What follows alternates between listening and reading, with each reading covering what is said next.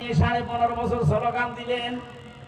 আমি নাম ধরে বলছি, এই কেরামত কাজী আর ইরাদত কাজী, বাকিগুলোর নাম আমি জানি না, তাই বললাম না। এখন এই দুইজন যদি কিয়ামতে আপনার সামনে দাঁড়ায়, আপনি থাকবেন পেছনে, আপনার সত্যি করে কোরআনে যে আমার সামনে বিবেক দেখে বলেন তো যে ওদেরকে আল্লাহ দেখলে আল্লাহ আপনাকে মাফ করবে মনে হয়?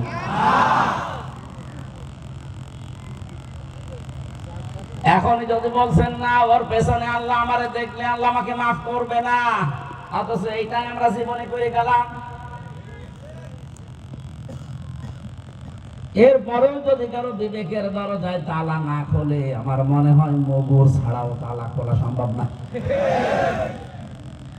ওয়াজ দিয়ে হবে না, বোখারি শরীফ বাকারি শরীফ এগুলো হবে না, মগুর লাগবে।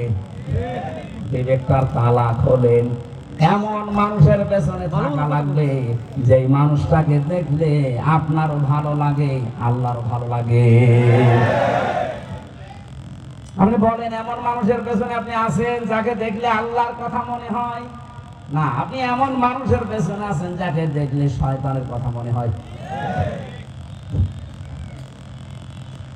একটা মানুষ 40 পন্থায় থেকে কিয়ামত পর্যন্ত হায়াত পেলেও 620টা বাড়ি বানাতে পারবে না, অথচ 5.5 বছর উনি মন্ত্রী হয়ে এতগুলো বাড়ি বানিয়েছে, সব বৈধ টাকা।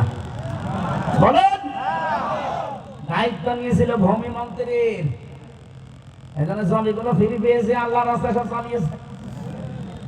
অথচ নবীজি বলেন 1 বিঘত পরিমাণে জমি যদি কেউ আত্মসাৎ করে, কিয়ামতের দিন সে এরকম 7 কবল জমিন তার মাথার উপরে তুলে দেওয়া হবে।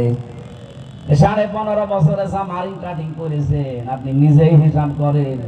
ইকরা কিতাবাকা কাফা বিনাফসিকা লিয়াউমা আলাইকা হাসিবা। পড়ো, আজকে তোমার এই আমলনামা জাহান্নামে যাবে না জান্নাতে যাবে, জিজ্ঞাসা করা লাগবে না, নিজেই তুমি নিজের আমলনামার জন্য যথেষ্ট। কথা বলেন ঠিক কিনা? আল্লাহর বিচার ব্যবস্থায় কিন্তু দুনিয়ার বিচার ব্যবস্থা মেলে না।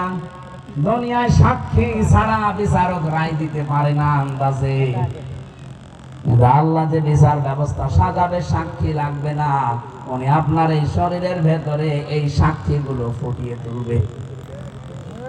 আপনাকে কোনোদিন জিজ্ঞাসা করবে না আপনার ওই পাপের বিষয়ে, এটা করেছিলি না।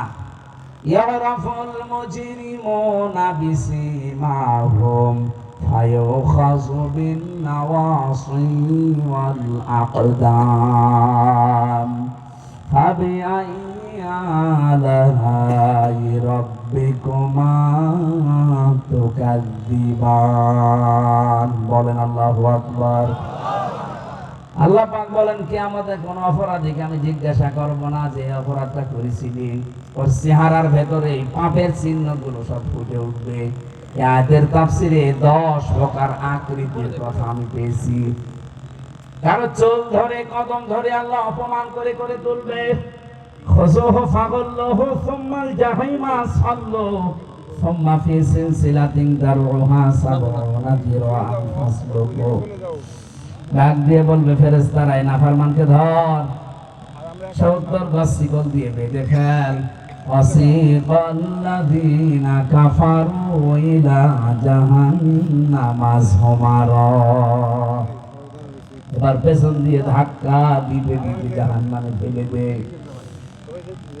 এই যে 70 গজ শিকলের কথা আল্লাহ কেন দিলেন? 3-4 হাত শিকল হলেই তো মানুষকে বেঁধে ফেলা যায়। 70 গজের কথা কেন দিয়েছেন? কারণ এটা দিয়েছেন ওকে অপমান করার জন্য। আদালতে যখন আমাকে তুলতো, আমার আর মামুনুল হককে, আরে ভাই 3-4 হাত দড়ি হলেই তো হয়, এত বড় দড়ি মাজার সাথে পেঁচিয়ে ওরা দূর থেকে টেনে নিয়ে যেত, মনে হচ্ছে ছাগল আর গরু নিয়ে যাচ্ছে। কারণ এই যে মিডিয়াগুলো আছে, এরা দূর থেকে ছবি তোলে, পুলিশের ছবি যেন না ওঠে, শুধু আমাদের মাজার ওই দড়ির ছবি ওঠে। শুধু মাজার দড়ি দিলে তো হয়, হাতের ভেতরে হ্যান্ডকাপ লাগিয়ে দেয়, কারো দেয় সামনে কারো পেছনে। এতটুকুই শেষ করেনি, আলেমদেরকে ওরা মাজায় ডান্ডা বেড়ি, শুধু বেড়ি না ডান্ডা বেড়ি দিয়েছে। 2 পায়ের সাথে বেড়ি দিয়ে আবার মাজার সাথে ওটা সিস্টেম করা আছে। আপনি যদি নিজে ধরে না থাকেন ও চাপা যাবে উল্টিয়ে পড়ে। আল্লাহ বলেন কিয়ামতের দিন এর চাইতে 70 গুণ অপমান তোরে করব। তুই তো 10 হাত দড়ি দিয়ে বেঁধেছিলি, আমি তোকে 70 গজ শিকল জাহান্নামের গরম করা শিকল দিয়ে বাঁধা হবে তোরে। 15.5 বছরে যারা আল্লাহ ওয়ালা আলেমদের সাথে করেছেন, সাইকুল হাদিসকে আপনি দড়ি দিয়ে বেঁধেছিলেন, তার সন্তান সাইকুল হাদিসকেও দড়ি দিয়ে বেঁধেছেন। আমরা তার সাইকুল হাদিস নাম, অন্তত নামের আগে আলেম লিখে তো আছে, এইটা দেখেও আপনি ছাড়লেন না। যত রকমের শাস্তি আরো বেশি দেওয়া যায় আমার মতো একটা দুর্বল মানুষকে আপনি তাই করলেন। যোগাযোগ বিচ্ছিন্ন করে কবরের মতো জায়গায় রেখে দিলেন যে দেখ কেমন লাগে। এখন আপনাদের যখন মাথায় দড়ি দিয়ে হাতে হ্যান্ডকাপ দিয়ে নিয়ে যায়, আমার মাঝে মাঝে ওই কথা মনে হয়, দেখ কেমন লাগে। একটা উপন্যাস পড়েছিলাম ভার্সিটি থাকাকালীন, ওর নাম হচ্ছে দেখ কেমন লাগে। কিসের মুড়ি? আমি তো বীর ছিলাম না, মুড়ি পাবো কোথায়? মা যদি বলতে পারে আমি সন্তান পাবো কোথায়, আমার তো বিয়ে হয়নি। বাবা যদি বলে কে এটা, আমার তো বিয়ে হয়নি, আমি ছেলে পাবো কোথায়? পীর সাহেব কি এটা বলতে পারে না যে আমি মুড়ি পাবো কোথায়? আমি পীর ছিলাম না। কিয়ামতে আপনাকে কিন্তু একা ওঠা লাগবে। দ্বিতীয় বিচারের দ্বিতীয় ধাপ এটা, ইয়াউমা নাদউ কুল্লা উনাসিন বিইমামিহিম। সূরা বানী ইসরাঈলের 71 নম্বর আয়াতের প্রথম অংশে আছে, আল্লাহ বলেন কিয়ামতে দ্বিতীয় ধাপে এবার আর একা তোকে ডাকবো না, তোকে ডাক দেব তোর নেতার সাথে।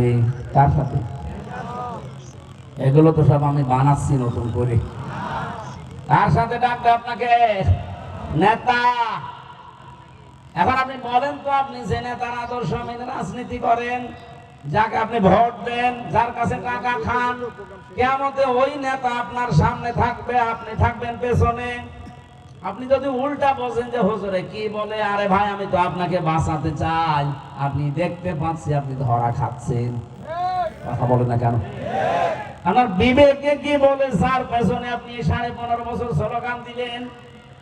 আমি নাম ধরে বলছি, এই কেরামত কাজী আর ইরাদত কাজী, বাকিগুলোর নাম আমি জানি না তাই বললাম না। এখন এই দুইজন যদি কিয়ামতে আপনার সামনে দাঁড়ায়, আপনি থাকবেন পেছনে। আপনার সত্যি করে কোরআনে যে আমার সামনে বিবেক দেখে বলেন তো যে ওদেরকে আল্লাহ দেখলে আল্লাহ আপনাকে মাফ করবে মনে হয়?